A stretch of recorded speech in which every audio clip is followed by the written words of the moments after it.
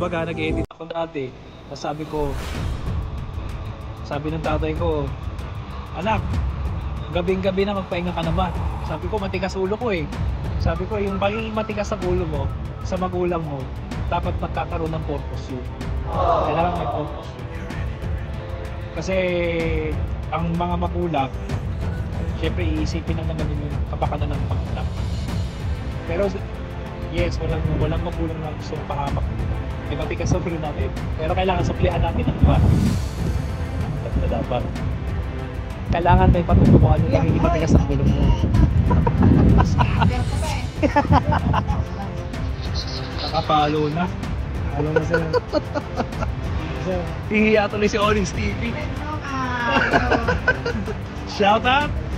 Shout out sa security masang. Okay, shout out! Set ninyo Onyx TV.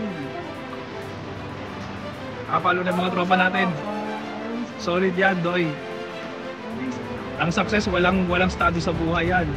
May tinapos, so wala. Kailangan maging successful tayo, di ba? Dali!